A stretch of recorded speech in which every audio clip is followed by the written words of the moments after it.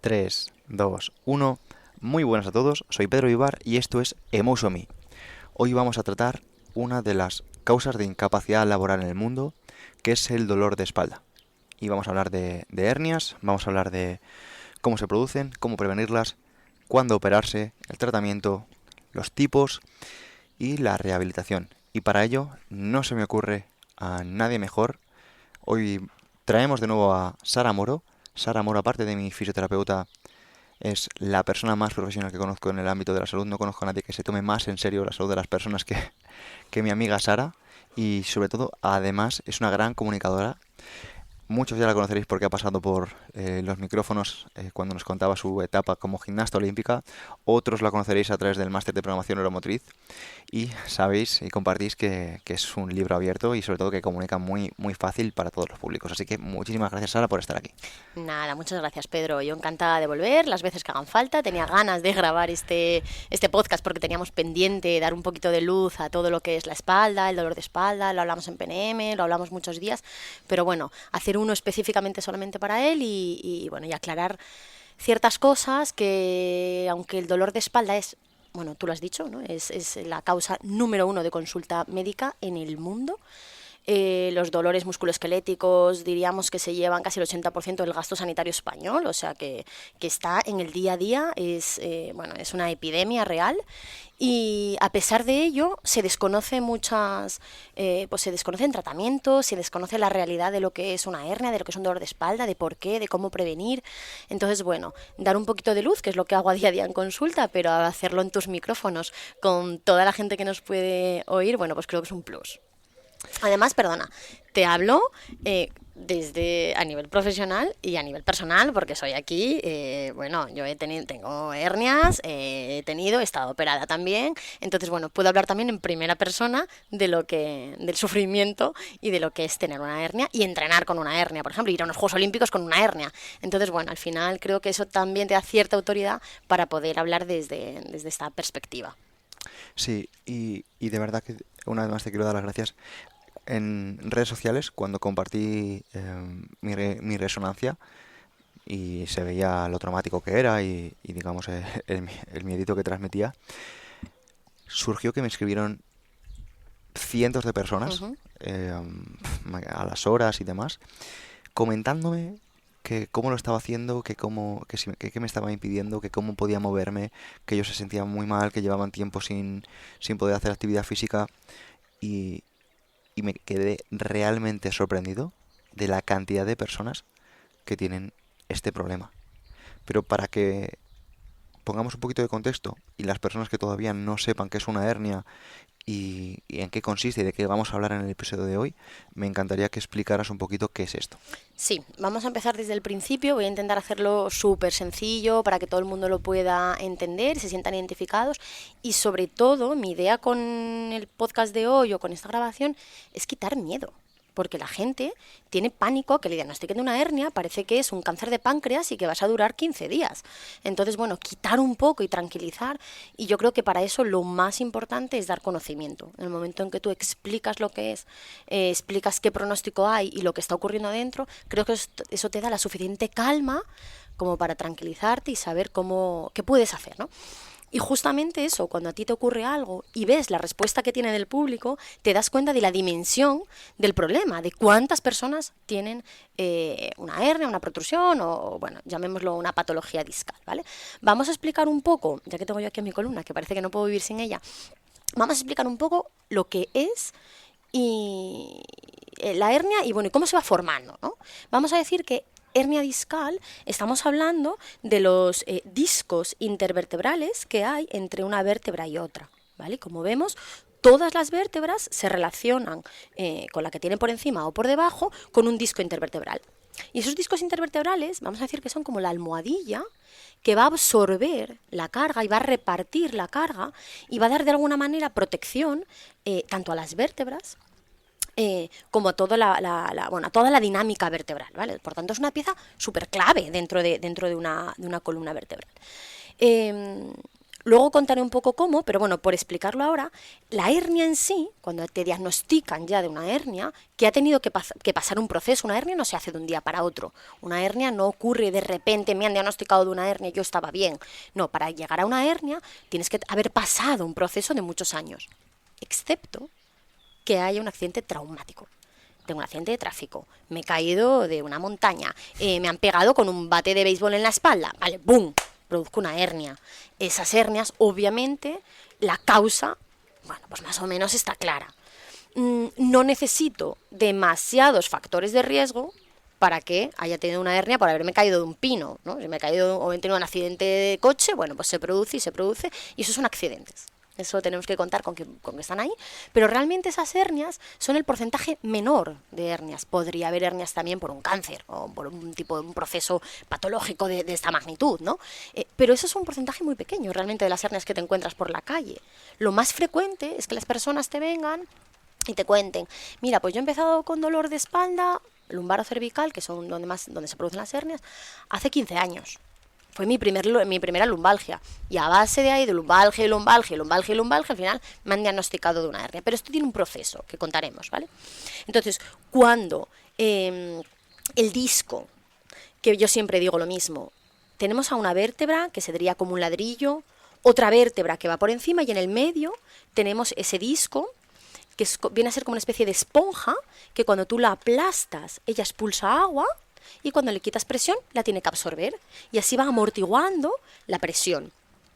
Cuando ese disco se empieza a aplastar un poquito de más, empieza a perder altura, porque pierde ciertas propiedades que tiene que tener el disco y se empieza a disminuir, se empieza a bombar por los lados, nos diagnostican de una protrusión discal. Entonces tú vas al médico, te hace una radiografía, una resonancia, lo que haga falta, y te dice, mira, es que has perdido altura en el disco, entonces tienes una protrusión.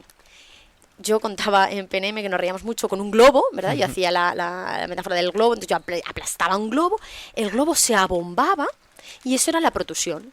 Pero si yo seguía apretando, el globo rompía, de hecho rompe, ¿verdad? En el vídeo. Y ahí sale el núcleo, lo que hay dentro del disco vertebral. Y eso es lo que es la hernia como tal, es la salida del núcleo pulposo fuera del espacio discal. Y entonces, ¿qué ocurre? Que depende de hacia dónde salga el disco, si sale hacia atrás o hacia atrás y hacia un lado, o hacia atrás y hacia el otro lado, va a comprometer el espacio de la médula espinal, que es lo que pasa por detrás, y de los nervios que salen por los agujeritos de conjunción. Entonces, normalmente, yo tengo una hernia que me da un dolor hacia una pierna o hacia la otra pierna, o que me da una patología más hacia un brazo, una sintomatología, o hacia el otro, dependiendo de si la hernia es cervical o la hernia es lumbar. Entonces, la hernia diríamos que es eso, es la rotura de los anillos que tiene el globo y la salida del núcleo, que yo siempre cuento, es como si el globo estuviera relleno de una especie de flan, y ese flan saliera y entrara en el espacio donde tiene que ocupar un nervio o la médula, ¿no? En el espacio epidural. Entonces, ahí generamos un conflicto. Más o menos hasta ahí es una hernia. Vamos a ver qué mecanismos puede haber para que se dé esa hernia, siempre y cuando no sean traumáticas. Si son traumáticas, oye, el traumatismo es el que produjo la hernia. Total. Pero y cuando no es traumático, ¿qué puede estar ocurriendo, ¿no? Vamos, poco a poco. Vale, pues hemos señalado por un lado las hernias traumáticas, que pueden ser por un accidente, por una caída, como fue mi caso, por X motivos. Y tenemos por otro lado las hernias graduales. Por cierto, ¿te estás mojando o estás bien? Estoy bien. Es que estoy Me viendo estoy mojando, pero sí, pues no, si quieres ponerte venga, aquí, a lo vamos. mejor para que estés más cómoda. Vale, pues Así me muevo esto. sí, tranquila. De momento estamos guayas y podemos seguir sin que perjudiques tu salud. Ya ves. Vale, pues mira, algo que me gustaría continuar es las causas de las hernias graduales. Que son, porque puede ser por la postura, por cualquier cosa. Cuando te diagnostican de una hernia, como he dicho antes, porque es una hernia que empezó poco a poco, ¿quieres cambiar? Sí, vale. Tenemos que entender que lo que ha habido es un proceso en el que han ido fallando muchos sistemas de seguridad. Entonces, nosotros en el cuerpo tenemos un montón de sistemas de seguridad para que el disco esté donde tiene que estar constantemente.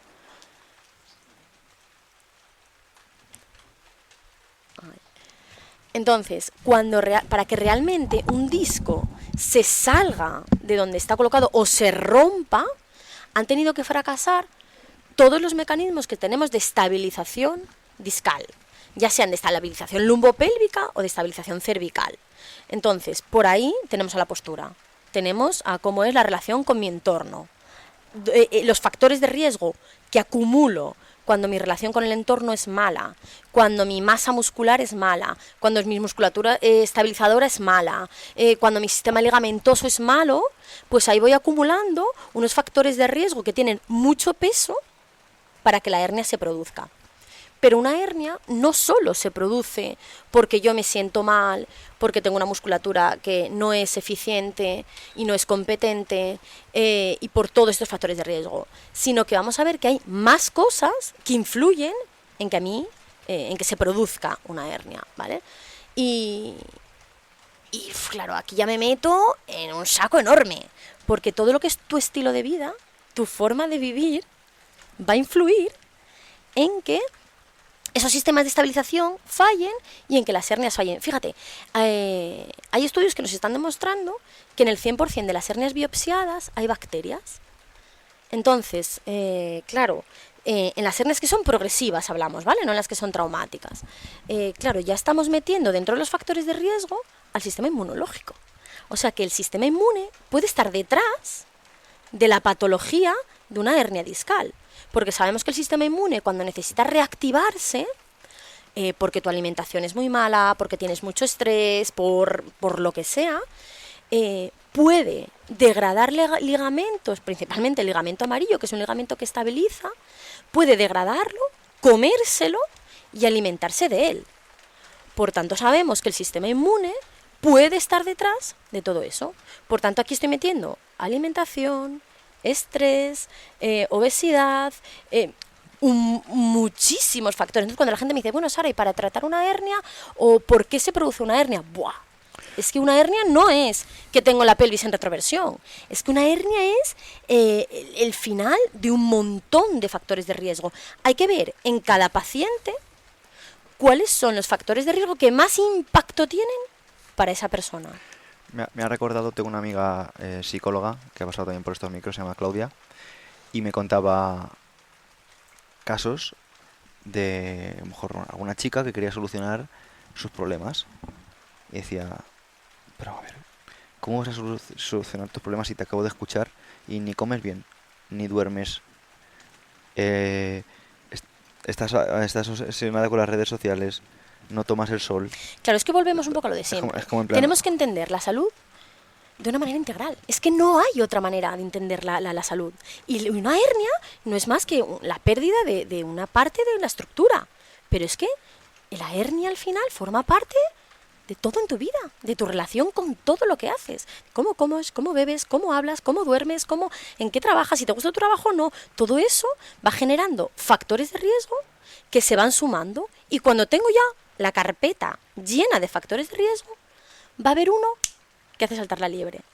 Entonces de repente te dice el paciente, es que me fui a agachar a por el champú en la ducha y me quedé enganchado. Podemos sumar. Coger el champú en la ducha es otro factor de riesgo para que te hernies. ¿Te pudo herniar coger un champú? No. Ese fue el último factor de riesgo para que el vaso derramara. Pero hay que ir viendo cuántos factores de riesgo tiene esa persona y cuántos años llevas arrastrando factores de riesgo. Totalmente. Y de hecho, por ejemplo, el tema del dolor y la hernia no van directamente de la mano. No, eso en clínica lo vemos constantemente. Sabemos, de hecho, fíjate, hace poco leía cómo pedir una prueba diagnóstica para diagnosticar una hernia,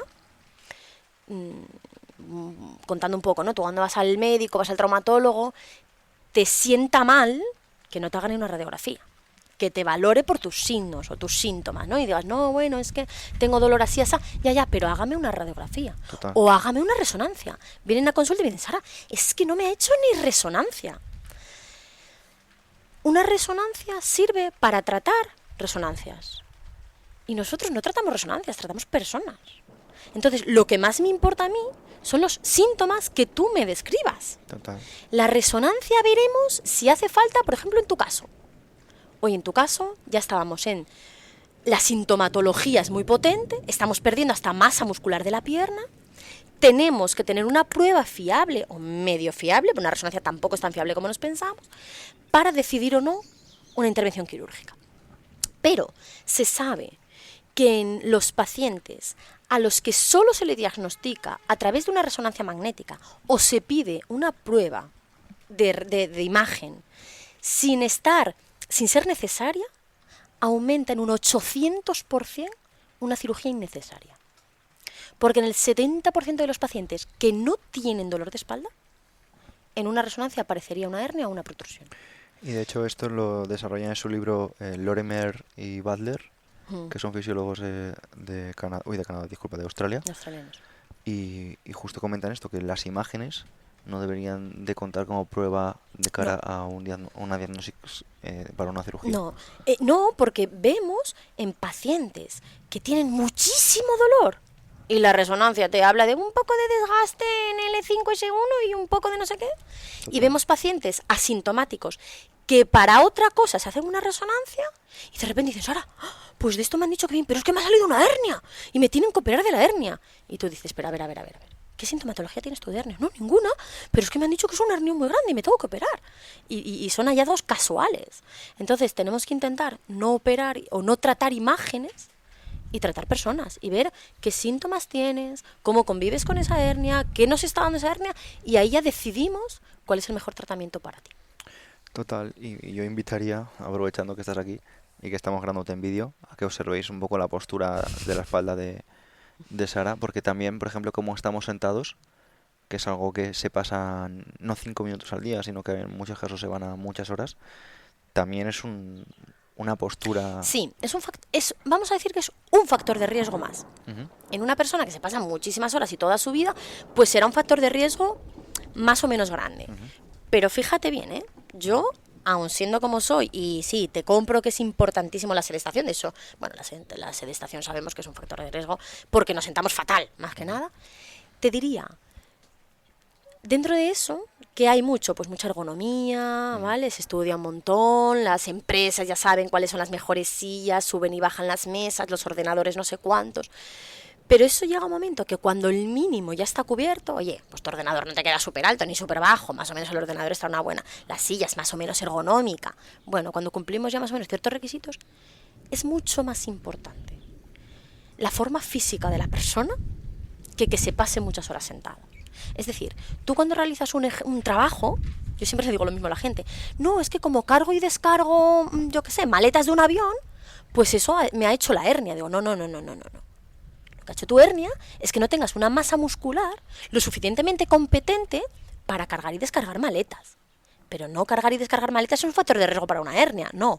Es tu mala forma física lo que es un factor de riesgo para cargar y descargar maletas, ¿vale? Pero es tu forma física, es cómo te mueves, cómo está tu musculatura, cómo es tu conciencia corporal, cómo es tu respiración, cómo es tu suelo pélvico, bueno, y un montón de factores que podemos meter ahí para las hernias. Pues ya nos ha quedado un poquito claro el proceso gradual que pueden tener las hernias, que puede venir por decenas de casos distintos o combinaciones de los mismos, y señalar una vez más que antes de que una persona se plantee preocuparse, que mire cómo está comiendo, que mire cuánto está descansando, que mire sus niveles de estrés.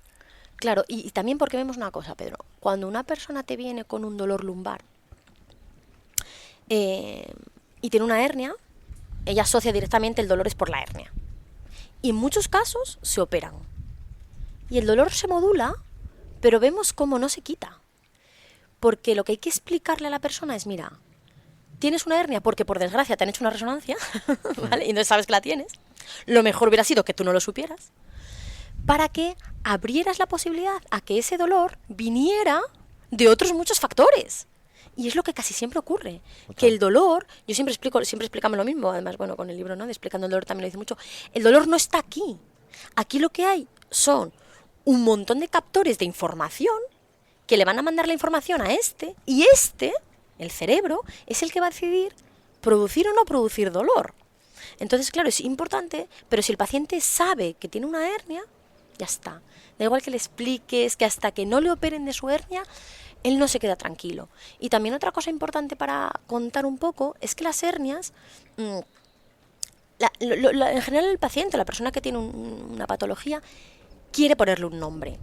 Quiere salir de tu consulta y que sepa cuál es el nombre de lo que tiene. Porque así lo puede buscar por internet, porque así sabe a lo que le está hablando, ¿no? Pero muchas veces yo no doy el nombre, porque ese nombre puede ser un cartel que tú te cuelgas, ¿vale? Es como el que le diagnostican, es que tienes fibromialgia. Entonces, hola, soy fibromiálgica. Hola, yo soy Sara. Tú ya, cuando tienes una hernia, ya crees que eres eso.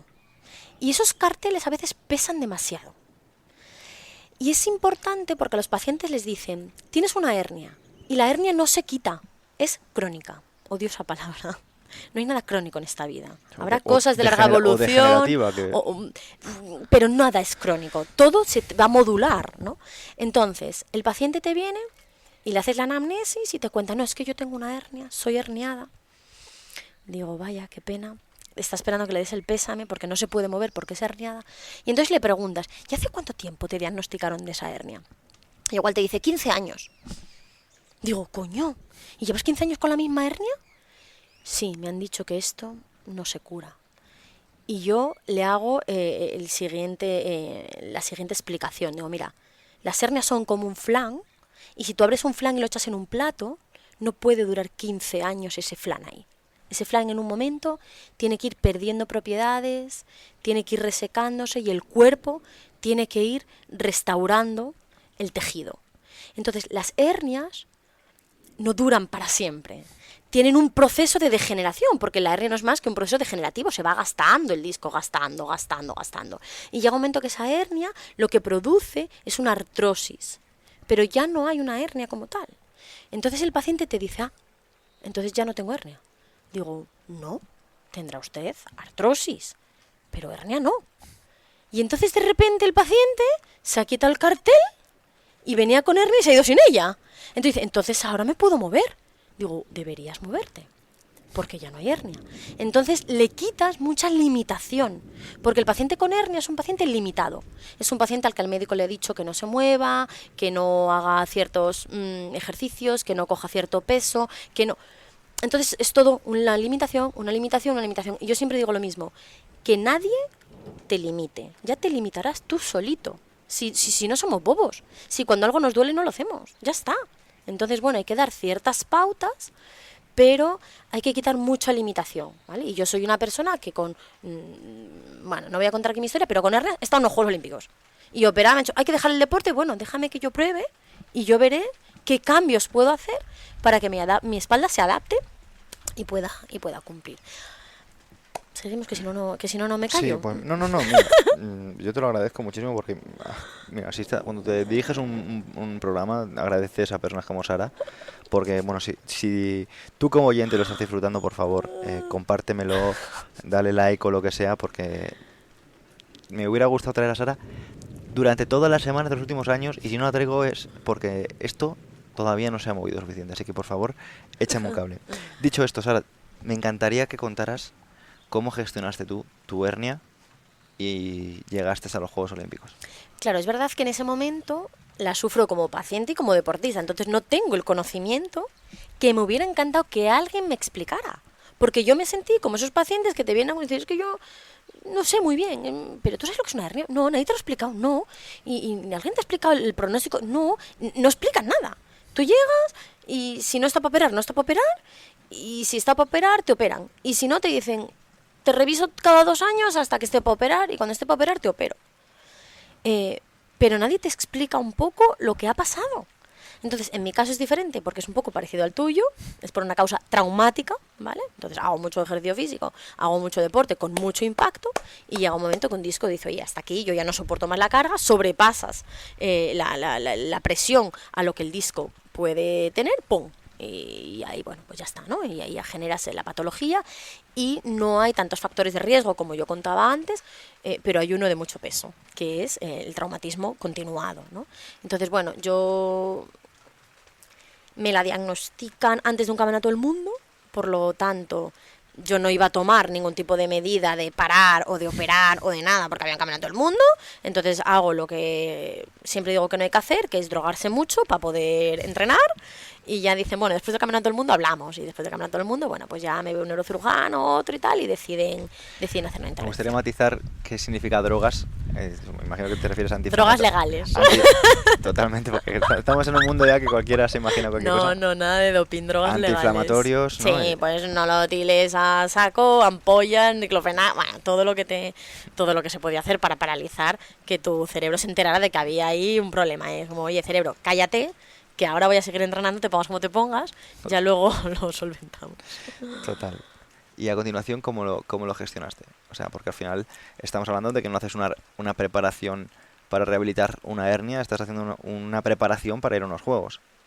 Esto era un campeonato del mundo, yo mordiéndome mucho la lengua y aguantando el dolor, tiro, voy a ese campeonato del mundo, pero después ya, bueno, hay un pico de mucho dolor y ahí ya es cuando, bueno, deciden intervenir. Se me hace, bueno, una intervención en la que en aquel momento, ¿sabes? Bueno, siempre, ¿no? Con los deportistas se investiga mucho y se prueban. Entonces, a mí lo que no me hicieron, que en tu caso se han hecho, es fijar las vértebras. Uh-huh. Lo que hicieron fue resecar la hernia. Como os he dicho, la hernia es el núcleo que sale. Entonces, lo que hicieron fue inyectar un producto que lo que hacía era resecar. Es como cuando echas un filete en la sartén y hace el filete. Pues esto es lo mismo. Pinchaban eso dentro del núcleo para disminuir el tamaño de la hernia y que no irradiara dolor, ¿no? Tiene mejor pronóstico ese tipo de hernias, esas operaciones, porque no fijas los dos discos vertebrales. Normalmente cuando operan, como en tu caso, lo que hacen es poner unas plaquitas y unos tornillitos y fijan las dos vértebras. ¿Por qué? Para que no haya movimiento. Porque, como hemos dicho antes, uno de los factores de riesgo era que tu musculatura estabilizadora, la musculatura que fija una vértebra con otra, pierde función. Y hay dos vértebras, pum, pum, pum, pum, que se mueven en exceso y ese disco acaba por herniarse. Entonces lo que hacen es, venga, fijamos dos vértebras, así el disco ya no se mueve y a partir de ahí, pues, lo que ocurre cuando fijas, no es por darte una mala noticia, pero cuando fijas... Seamos informativos. Cuando fijas dos vértebras, lo que ocurre es que las vértebras suprayacentes o subyacentes, las que están por encima o por debajo, tienen que empezar a moverse un poco más para suplir lo que no se mueve, esa vértebra fijada. Y tiende a ocurrir que si tú no cambias tu estilo de vida y sigues en la misma dinámica, ¿vale? No en tu caso, pero en pacientes que se hayan operado y hayan sido hernias progresivas, que donde han influido mucho todos los factores de riesgo que has ido acumulando, si tú no cambias todos esos factores de riesgo, tarde o temprano te va a salir otra, claro, por encima o por debajo. Normalmente se opera mucho el E5 y S1, que es la última. Bueno, pues el E4 y el E5, en cuestión de 5 años de repente esa paciente, me han encontrado otra hernia. ¿Y qué ocurre que hacen muchos? Deciden no operarse. Porque el resultado de la operación, en un porcentaje muy alto, no es el esperado, porque no estaba indicada esa operación. Porque se ha operado una resonancia magnética. Entonces, te fijo dos vértebras, te quito movilidad y el disco de arriba empieza a moverse más. Y llega un momento que si tú no has cambiado nada, ese acaba sufriendo patología también. Por tanto, estilo de vida, relación con el entorno, alimentación, sueño, descanso, todo ahí podemos meter un montón.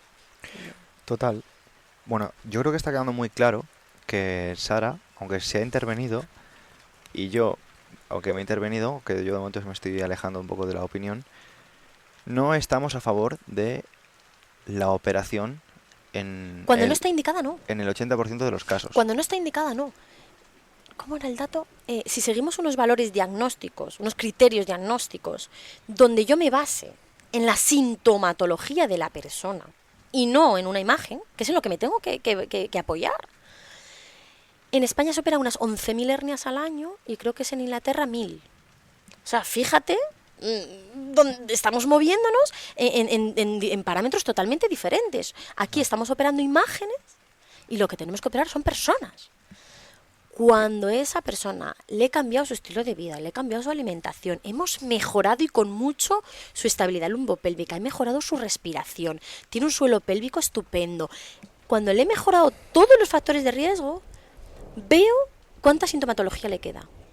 Y si la sintomatología es incompatible con tu día a día, quizás debemos intervenir. ¿Por qué no? Pero nunca será lo primero. Total. Mira, has hablado de la sintomatología y de cuándo operarse.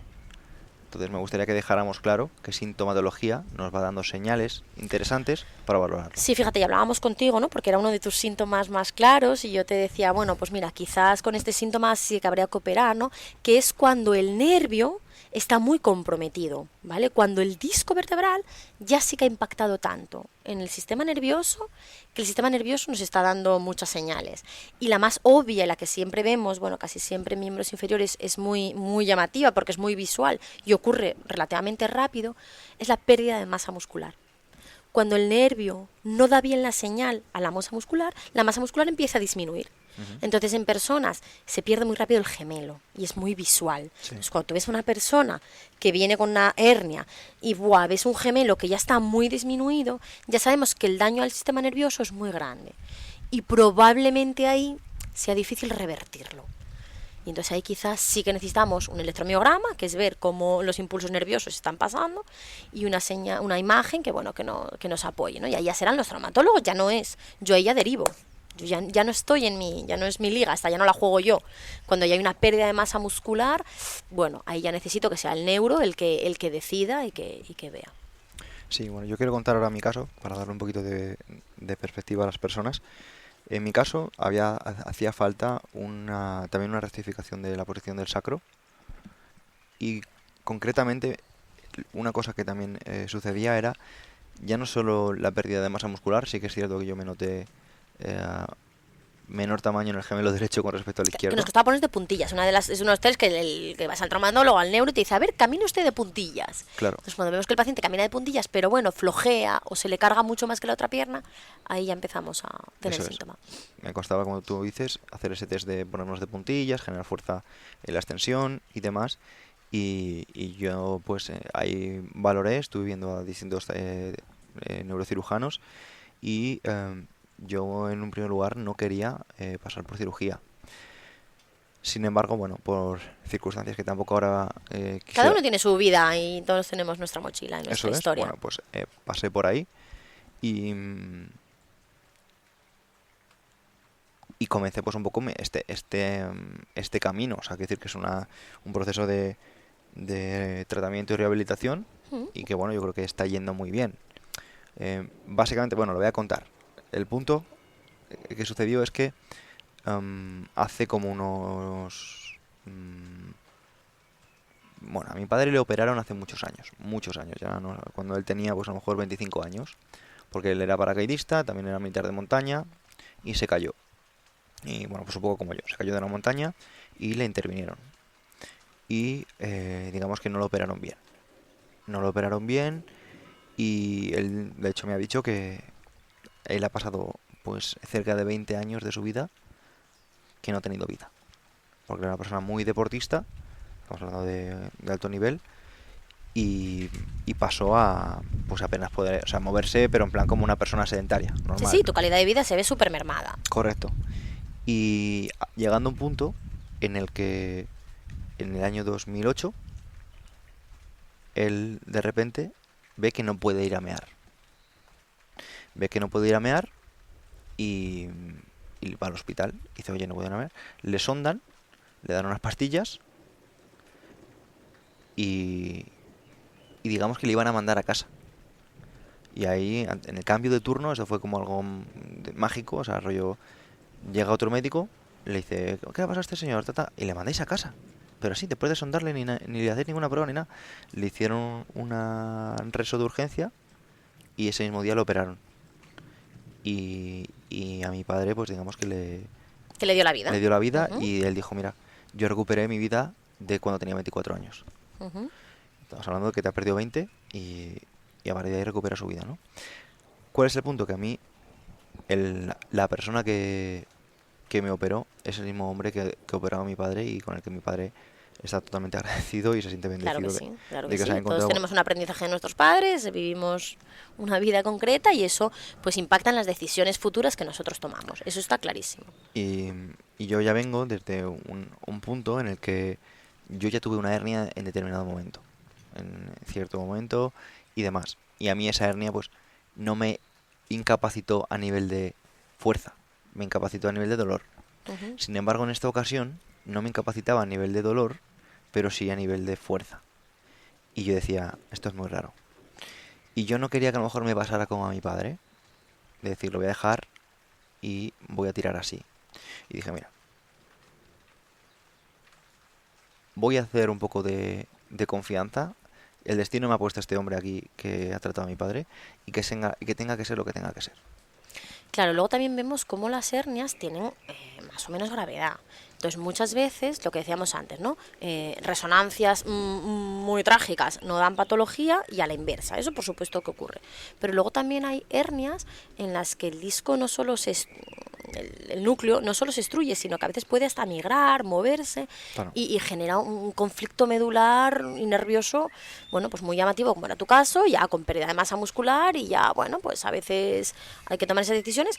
Y luego lo más importante es hacer una rehabilitación o una puesta a punto posterior, pues bueno, pues lo mejor posible y lo más integrativa posible, ¿vale? Donde abarquemos un poco todos, no solo que bueno, pues uno de los factores de riesgo puede ser que tienes un sacro muy vertical, quizás, ¿no? Entonces siempre decimos que la retroversión pélvica, pues eso es uno de los factores que van a influir en que el disco se protruya para atrás, que es hacia donde va la hernia, pero también la pérdida de transverso, de que es un estabilizador potente, o una mala respiración, o una pérdida de cadena posterior. ¿Cuántas personas vemos y en PNM nos cansamos, se nos llena la boca de explicar lo importante que es la cadena posterior, de lo importante que es tener una curvatura lumbar, con unos pares vertebrales potentes, con una fascia toracolumbar muy activa y que nos agarre también, ¿no?, por delante con el transverso para que nos dé esa estabilidad que necesita, bueno, que el disco agradece que tengamos. Entonces, cuando nos operamos, la entrada es posterior, ¿verdad? Nos abren por detrás, rompen fascia para poder entrar. Entonces después necesitamos que ese tejido no se retraiga, que no sea un tejido duro, tratar muchísimo la cicatriz y hacer mucho hincapié en volver a movilizar el sacro, intentar ser coherente un poco, sacro y columna, para que los discos no sufran tanto. Pero probablemente sin tus caídas no habría nunca tenido problema tu sacro vertical.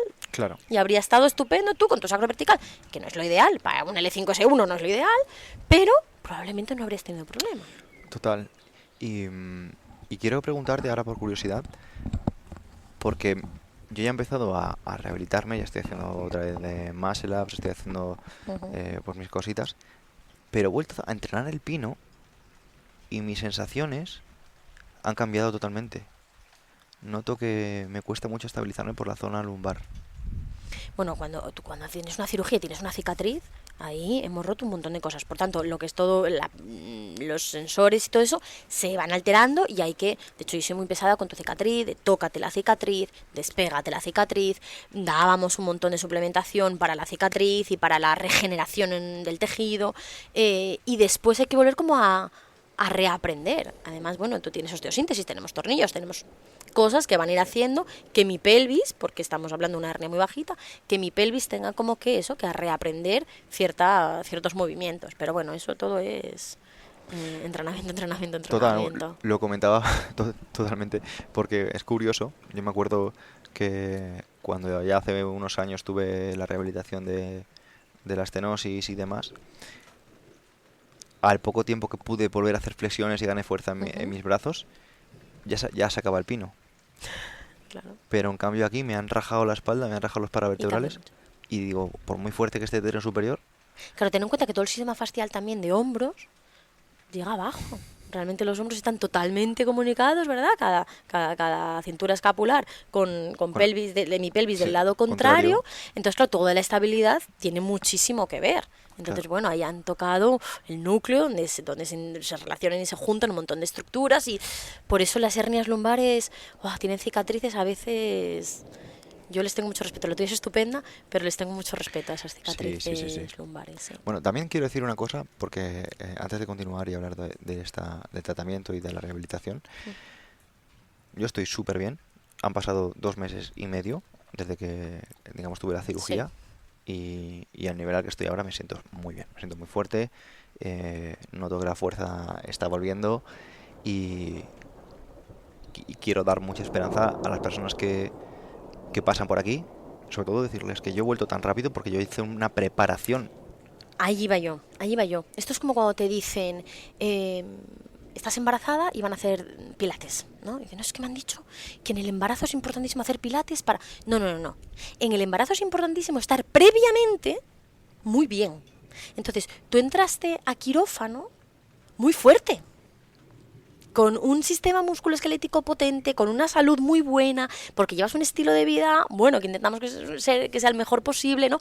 Y entonces, entrar con todo a tu favor hace que la recuperación posoperatoria sea buena. Ahora, si tú entras a quirófano hecho un desastre y le sumas una operación, el posoperatorio va a ser más complicado. Entonces yo siempre a todo el mundo, cuando se va a operar, digo, no, es que como me voy a operar no hago nada, que me voy a operar. No, no, como te vas a operar, ponte a entrenar como un loco, empieza a cuidar tu alimentación, cuidado con tus biorritmos, cuidado con tu estrés, porque vas a entrar a quirófano. Suplementación antes, si es necesaria, de entrar a quirófano. O sea, hay que hacer cosas antes. Porque después, el después va a depender del antes. Entonces, tú tienes una recuperación como la que tienes, hombre, pues porque todo lo que hacemos y todo lo que haces tiene que tener un valor. Es que si no, no lo haríamos. Sería absurdo estar haciendo que si agua fría, que si ayunos, que si hormesis, que no sé qué, para que luego no sirviera de nada. Bueno, pues no es que no sirva para que nunca te pongas enfermo, no. Esto sirve para que cuando te pones enfermo, tu rehabilitación y tu recuperación sea exitosa. Y en unos tiempos... Bueno, pues muy bueno, ¿no? En 2 meses estamos ya casi, bueno, pues muy bien activos y bueno, eso no es fácil. Entonces todo eso depende, por eso animo mucho más a la gente a que cuide su salud de una manera integral, por favor. Y ahí es donde quiero ir. ¿Cómo cuidarlo? ¿No es el tratamiento un poco físico y el tratamiento también alimentación y suplementación? Vale, cuando hablamos de un dolor lumbar o de un dolor de espalda, porque hay hernias cervicales, no nos podemos olvidar que hernias dorsales es muy raro que haya, a no ser que sean traumáticas, pero las hernias que van progresivas y las más frecuentes, las más frecuentes son lumbares, pero también tenemos mucha hernia cervical.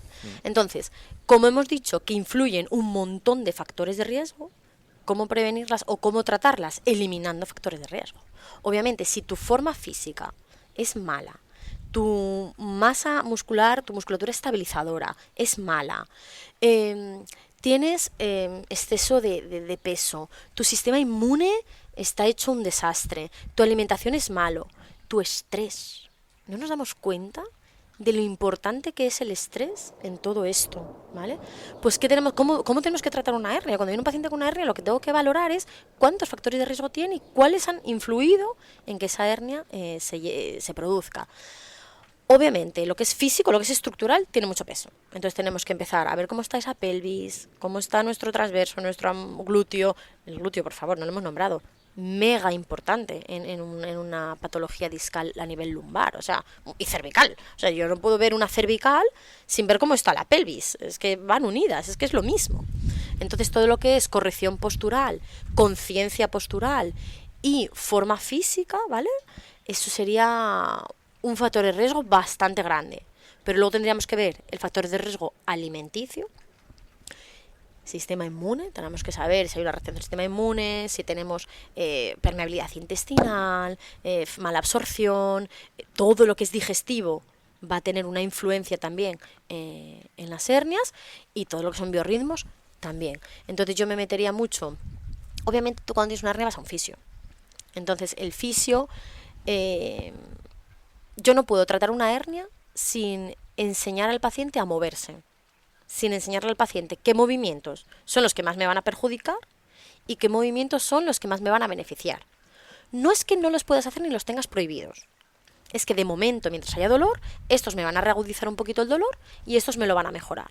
Entonces yo no puedo ir al fisio y que me tumbe en una camilla y me trate como una cosa pasiva, en la que yo toco o pincho o estiro o no. Tengo que hacer al paciente súper activo en la terapia. Porque el paciente tiene que cambiar su forma de moverse, tiene que cambiar su forma de comer, tiene que cambiar su entrenamiento, tiene que cambiar su composición corporal. Entonces el paciente es súper importante que sea activo en su terapia. Y para eso creo que entenderlo, como hemos explicado, cuál es el proceso de la hernia, ver cómo las posiciones de sacros muy verticales o de pelvis muy en retroversión tienen un factor de mucho peso, la pérdida de masa muscular, tanto posterior como anterior, tienen mucho peso, y luego todo lo demás, Creo que eso es que eso es el tratamiento. Luego sería diferente el tratamiento de una hernia operada. Vale, cuando tengo una hernia operada, primero, tengo que respetar los tiempos, porque cuando te operan tienes que cumplir unos tiempos de reparación. El cuerpo tiene que tener un tiempo de reparación. Pero fíjate, ¿qué ocurriría en un paciente al que yo someto a una hernia y su sistema inmune no es competente? Si tú ya tenías una hernia, Cambia los tiempos. los tiempos se alargan una barbaridad y probablemente el resultado final no sea exitoso. Porque si tú has tenido una hernia, un proceso degenerativo, vamos a llamarlo, ¿vale? Que se ha ido gastando, y tu cuerpo no ha tenido capacidad de recuperarlo, ¿por qué me voy a pensar yo que por entrar en quirófano lo vas a recuperar? Claro, y eso es muy importante entender, como has dicho, el sistema inmunitario, y quiero hacer un paréntesis, porque esto lo explico muy bien en la entrevista que le hice a Sari. El sistema inmunitario creemos que es pues para protegernos de virus y bacterias y gérmenes, ¿no? Y nada más lejos, eso sería como simplificar demasiado. El sistema inmunitario también regula o sea, el procesos inflamatorios y antiinflamatorios del cuerpo. Entonces, Claro, en un inicio, el sistema inmune lo que ha ocurrido en la evolución es que ha ido ganando funciones. claro, Entonces, en un inicio sí tenía una función protectora contra patógenos, y la sigue así teniendo. surgió, y a día de hoy es la más conocida, ¿vale? Pero estamos viendo cómo el sistema inmune cada vez se activa más por factores antropogénicos que por patógenos. Es decir, se activa más por nuestro estilo de vida que por los propios patógenos. Entonces vamos viendo cómo el sistema inmune es que interviene en todo, Pedro. O sea, es que el sistema inmune, olvídate, Total. es uno contigo. O sea, el sistema inmune se activa por el estrés, se activa con la alimentación, se activa con el cambio de biorritmos, se activa. Tú tienes un esguince y el sistema inmune tiene que ir a reparar el esguince. Tú tienes una migraña y el sistema inmune tiene que ir a ver lo que ocurre. Entonces, el sistema inmune es ese mecanismo que tenemos para informar de todo y tomar la mejor decisión posible. Incluso con un baño de agua fría. Claro, que buscamos con bueno, sí, la hormesis es uno de los grandes, una de las grandes estrategias que utilizamos principalmente para mejorar a nivel mitocondrial, pero bueno, porque ahí necesitamos energía. El sistema inmune, lo que vemos siempre es que es muy caro. El sistema inmune activo necesita de mucha energía. Si tus mitocondrias son una porquería y no hay un buen aporte de energía, vemos cómo el sistema inmune va trabajando, pero para mantenerte con vida. Total. Pero no para solventarte el problema. Entonces son esos pacientes, esas personas que viven siempre con dolor. No para morirte, no te matas, no, pero estás ahí todo el rato como, ranqueante, ¿vale? Entonces te estoy manteniendo con vida, pero no tengo suficiente energía para solventarte el problema. Total. Bueno, me encantaría preguntarte un montón de cosas del sistema inmune porque sé que lo aterrizas brutal. De hecho, a mí me cuentas un montón Otro día hablamos. de la psiconeuroinmunología, que estás ahí a tope. Así que bueno, por favor, también si queréis escuchar a Sara hablar de estos temas, por favor. La verdad es que yo quiero, quiero que te presionen para que te pueda traer. Para que tenga más. Venga, entonces, Vale. Sara, mira, nos has dejado claro que es importante descansar bien, comer bien, gestionar los niveles de estrés, y si me permites, yo voy a contar cómo gestionar mis niveles de estrés. Venga. Yo entiendo que hay muchos tipos de personas que sufren dolor de espalda. Uh-huh. Están por un lado las personas sedentarias, que tienen dolor de espalda y demás, y por otro lado, que creo que son las que están escuchando este episodio, las que toman acción porque son deportistas. Entonces, ¿qué consejo le podría dar a personas deportistas que son muy activas y paran por una hernia, ya sea por una cirugía o que paran porque quieren hacer una valoración? Pues lo primero que entiendan que es un proceso que les va a poner a prueba. Les va a poner a prueba ya no solo a nivel físico, que eso es evidentemente, por eso paran, sino les va a poner a prueba a nivel emocional. Entonces, cuando te encuentras con una prueba, lo único que tienes que dar cuenta es que tú mismo te estás midiendo. Y debes decir, vale, y esto es como ahora mismo. Hay lluvia, ¿no? Y hay tormenta. Uh-huh. Tenemos dos opciones, Sara. Decir, es que hay lluvia, es que no me apetece. Pues no grabo. Y decir, vale, pues hay lluvia y no grabo. O bien decir, hay lluvia, hay tormenta y vamos a grabar un podcast con... Qué gozada, ¿no? Eso Poder es. estar con truenos, relámpagos en mitad de un podcast me parece un plus. Claro, pero porque también decidimos tomárnoslo de esta manera, ¿no? Eso O sea, es bueno, pues hoy pues damos gracias de que no está el loro. Por ejemplo. De que eso es. No está el guacamayo, pues estamos más tranquilos. Entonces, ¿qué ocurre? Pues que esto es un poquito, ¿no? Vas a tener la hernia de todas formas. O vas a tener la tormenta de todas formas. Pues vamos a tomárnosla de buen humor. ¿Y qué ocurre? Pues yo personalmente lo que he hecho ha sido para aprovechármelo para hacer cosas que yo no haría en otro tipo de circunstancias y tomármelo con mucho relax. Me ha servido para estar más tranquilo, estar más relajado. A lo mejor me he puesto películas que yo no me suelo poner películas. He estado leyendo más. He estado generando la estrategia pues a nivel comercial y de marca de pues a quién iba a grabar, con quién iba a grabar, cuándo se iban a emitir las cosas. Sí, has utilizado tu tiempo, creo que es importante. También hay que entender el dolor como algo bueno. Es que yo estoy harta ya de contar el dolor como algo... Explícame el tema del dolor, porque a mí me ayudaste muchísimo. A ver, tenemos que entender que el dolor es una estrategia que, si tenemos dolor, es porque sirve para algo. Si no, no lo tendríamos.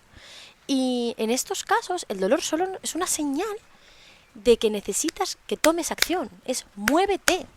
Yo te produzco dolor para que te mueves, para que cambies algo. Y en ese cambio, tú mejoras. Porque si yo no te produzco dolor, ¿cuándo va una persona al médico o al fisio? Cuando tiene dolor. Antes no vas. Te da igual estar así, caminar cojo, que te falte un brazo, que si no te duele, tú no cambias nada en tu vida. Entonces, el dolor es una manera del cuerpo, que tiene el cuerpo para animarte a que busques cambios, a que solventes cosas. Lo que ocurre es que a veces no sabemos en qué dirección ir. Y pensamos que un dolor lumbar solo tiene un culpable y es un disco vertebral. Entonces tú vas en esa línea nada más y no encuentras solución. Entonces en cada búsqueda hay una frustración, ¿no? Entonces el paciente cuando te llega a ti está en una búsqueda más. Pero quizá le tenemos que decir, vamos a abrir la mente y vamos a ver qué otros factores intervienen en tu dolor. Y hay gente que simplemente con explicarle lo que es una hernia se le solventa el dolor. Joder, lo que tenía era un estrés brutal, ¿vale? Y por un pensamiento de lo que era su patología o de lo que tenía. Y con eso, oye, se le calma el dolor. O otro paciente lo que tiene es una inflamación de base bestial, porque come fatal, y simplemente bajando sus niveles de inflamación mejora su dolor. Entonces realmente el dolor te ha hecho llegar a la solución. Entonces vamos a entender el dolor como una ayuda. Nos está ayudando a buscar soluciones, a cambiar cosas. Tú ahora probablemente quizás te empieces a mover de otra manera y tu cuerpo lo agradezca. Ah, gracias a esto ahora te mueves todavía mejor porque no habíamos tenido en cuenta esto, ¿no? Entonces tenemos que entender el dolor como algo bueno, siempre cuando sea modulado. Obviamente una persona con un dolor crónico, yo entiendo que es difícil entender para qué, pero te aseguro que sirve para algo. Mira, es más, a mí me ayudó muchísimo el dolor, no para cambiar a nivel de movimiento, sino para cambiar a nivel de mente. Mental. Porque yo me acuerdo que, bueno, tú lo sabes, estaba con muchas cosas a la vez, muchas cosas. Estábamos con el libro, estábamos con la certificación de entrenamiento de PNM, con el máster, estábamos con los workshops, con los retiros, organizando pues también los campamentos de verano, organizando pues todos los podcasts que organizo. Yo también llevo 4 redes sociales, llevo 4 páginas web, o sea, un e-commerce. Bueno, son muchas cosas que tampoco voy a contar aquí todas, pero un jaleo, y vida personal, y ir a ver a los abuelos, y no sé qué cositas así, ¿no? ¿Qué ocurre? Que yo estaba con tanto, que yo me estaba perdiendo mi vida. Me estaba perdiendo mi vida a nivel de... Tengo tanto que no lo disfruto. Y llegó el dolor. Y paralizó todo. Me dio tanto dolor que te juro, Sara, que yo estaba en el hospital y yo decía, qué bien, estoy aquí. Digo, con todo lo que tengo que hacer. Y te digo, te juro, o sea, yo estaba tan tranquilo y era fantástico. El dolor te trae el aquí y a la hora. Me trajo aquí y a la hora y una sensación maravillosa. Efectivamente, el dolor a veces... A ti, cuando el cuerpo te genera un poquito de dolor, tú tienes 2 opciones. O escucharlo y decir, vale, ¿qué es esto? ¿Qué me está contando el cuerpo? O tomarte un analgésico y tirar para adelante. O no tomarte nada, pero tirar para adelante. Entonces el cuerpo decide, muy bien, con esta intensidad de dolor no me haces ni puñetero caso. Tranquilo que te subo la intensidad de dolor. Entonces con esa intensidad de dolor a lo mejor dices, uy, ahora me duele un poco más. Parece que... Y vuelves a hacer lo mismo. Que el cuerpo, ¿qué quiere? Que cambies algo. Y con esa intensidad de dolor decides qué hacer. Hasta que el cuerpo te genera una intensidad de dolor que te paraliza. Y ahí es cuando dice el cuerpo, ah, muy bien, ahora sí, ¿no? Ahora estás quietito, has dejado todo ese estrés que tenías y me estás escuchando a mí. Y por fin soy yo el centro de ti. Entonces cuando tú tienes una gripe, ¿te pones a estudiar? No, el cuerpo te genera hasta dolor muscular. Tienes una gripe, tienes un virus y el sistema inmune te genera hasta dolor. ¿Para qué? Para que pares. para que estés encamado, porque lo que quieres es que pares. Entonces tú paras, tú ahorras energía, tu sistema inmune se recupera y en 2 días, como nuevo. Me ha recordado a la cita de Elizabeth Kubler-Ross. Decía, cuando la lección se aprende, el dolor desaparece. Totalmente, yo estoy totalmente de acuerdo. Estoy totalmente de acuerdo. Entonces, creo que tenemos que entender el dolor como una señal de algo y hacerle caso. Y hacerle caso a la mínima. Y no paralizarnos. Obviamente, como tú dices, un deportista, pues a mí cuando me diagnostican de la hernia, cuando me siento... Más que cuando me diagnostican de la hernia, cuando me siento tan incapacitada que no puedo entrenar. Yo no podía respirar. Yo decía, es que no puedo respirar. Obviamente tiene un impacto emocional. Claro que tiene un impacto emocional, es que sería absurdo. Todo lo que sentimos tiene un impacto emocional. Y lo que hay que ir aprendiendo un poco también es a gestionar, ¿no?, esa emoción que te está produciendo tu lesión. Y buscar alternativas. Y buscar cosas que, como tú dices, no habrías hecho si hubieras seguido en esa rueda en la que estabas metido. Total, yo creo que estas cosas te hacen mejor persona. Te hacen mejor todo. Total. Si aprendes, sí. Si no aprendes y vuelves a cometer el mismo error, pues no. Pero la idea es aprender de todo lo que nos ocurre y aprender qué estrategias tenemos para solventar todo esto. Total. Te quiero preguntar para ir finalizando, Uh-huh. porque ya hemos hablado de cómo cambiar cosas a nivel físico, Sí. cómo cambiar cosas a nivel de mentalidad y lo que tú me has ayudado un montón también con el tema de la suplementación.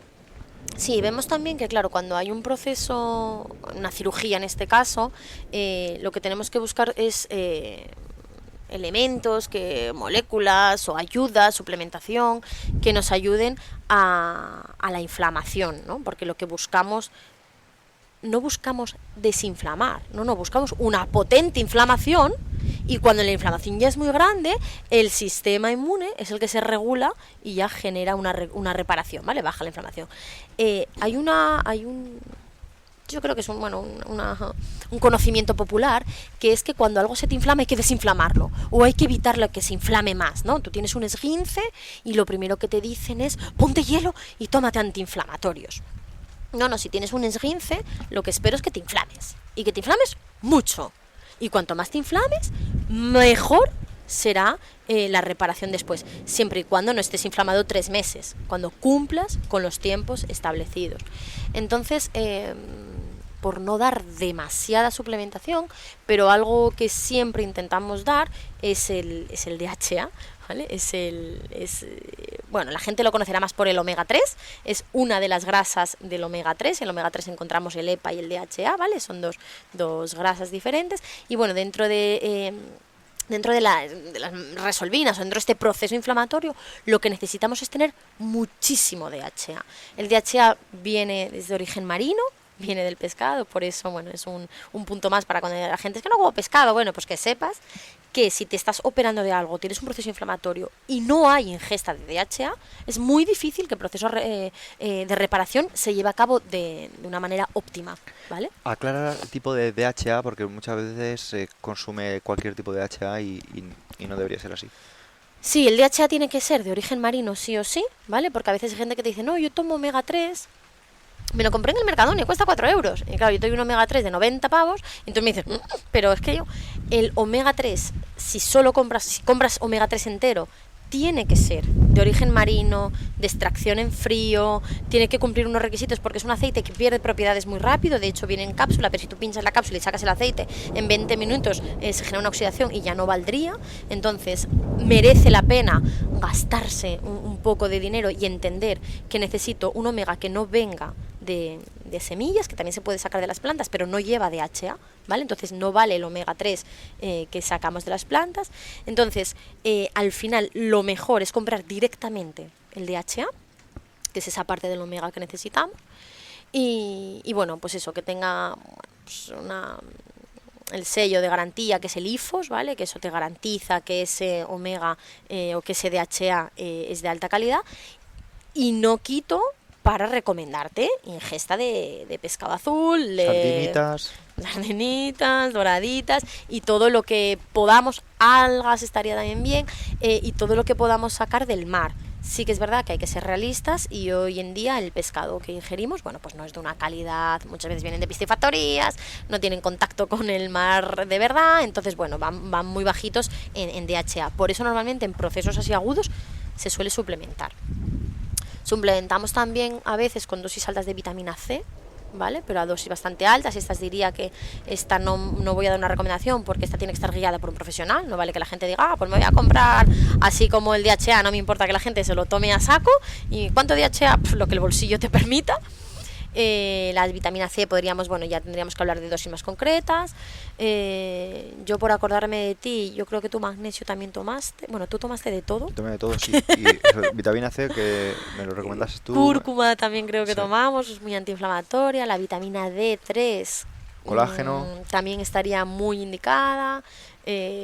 Podríamos dar también colágeno. Pero sí que es verdad que Vitamina B.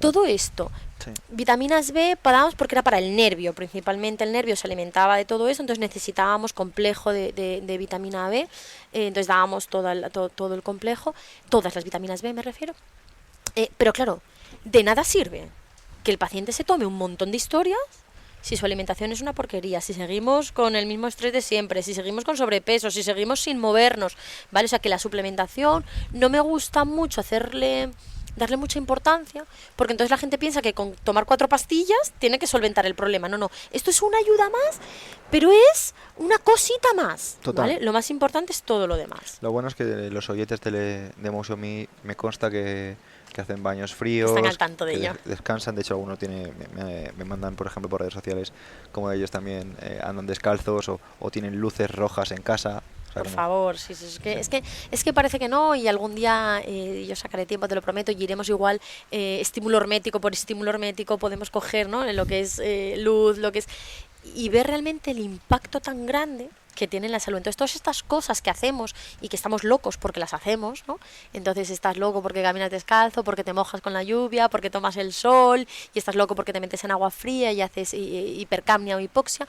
Vemos como tiene un respaldo de ciencia, científico, muy importante, para que luego, cuando queramos recuperarnos, pues las recuperaciones sean mejores, y bueno, para que todo esto tiene una base de ciencia muy potente detrás, que no es una cosa de 4 locos y que tiene mucho estudio y muchas horas detrás, ¿eh? Y fíjate qué curioso que estamos hablando de estudios, pero a mí me viene a la mente una cita de Séneca, ¿no?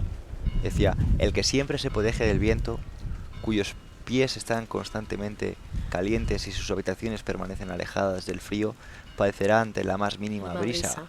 Todos los excesos son malos, pero ninguno peor que el exceso de De comodidad. comodidad. Afecta al cerebro y se vuelve nebulosa la distinción entre lo verdadero y lo falso. Estoy totalmente de acuerdo con Séneca, aunque no lo conozco mucho, ni mucho menos como tú, pero con esa cita sí que la conozco mucho, porque es verdad, cuanto más nos protegemos, perdemos. Cuando muchas veces hablamos de salud, me estoy enrollando, ya cortamos, pero cuando muchas veces hablamos de salud, o yo le pregunto a alumnos o quien tenga, ¿y qué es para ti la salud? Y te dicen, bueno, pues es la ausencia de enfermedad, ¿no? No ponerme nunca enfermo. Y digo, no.